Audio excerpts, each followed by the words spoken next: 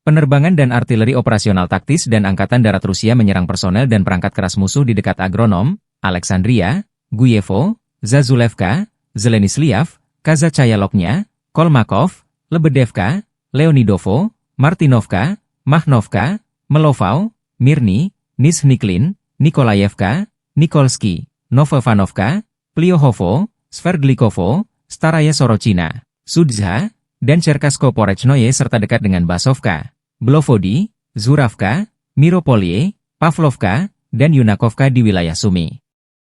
Selama 24 jam terakhir, kerugian angkatan bersenjata Ukraina berjumlah lebih dari 400 tentara, 6 kendaraan tempur infanteri, termasuk 1 kendaraan tempur infanteri Marder buatan Jerman, 4 pengangkut personel lapis baja, termasuk 1 pengangkut personel lapis baja M113 buatan Amerika Serikat, 1 kendaraan tempur infanteri Bogdana, dan 1 kendaraan tempur infanteri lapis baja M113 buatan Jerman.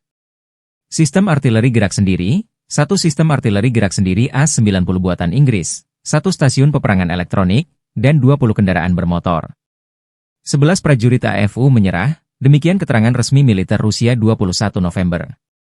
Sejak Komandan Militer Ukraina memerintahkan serangan ke wilayah Rusia di Kursk, Kiev sudah kehilangan lebih dari 34.390 tentara, 215 tank, 147 kendaraan tempur infanteri, 120 pengangkut personel lapis baja, 1.190 kendaraan tempur lapis baja, 988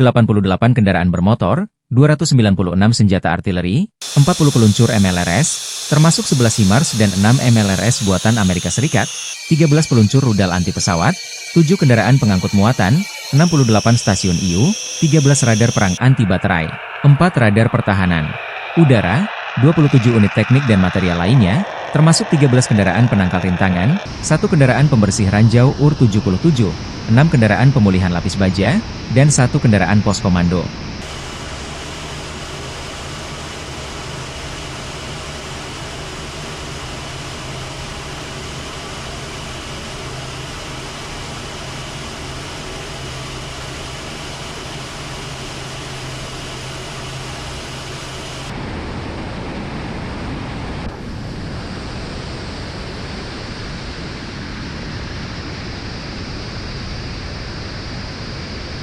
Download Tribun X sekarang, menghadirkan lokal menjadi Indonesia.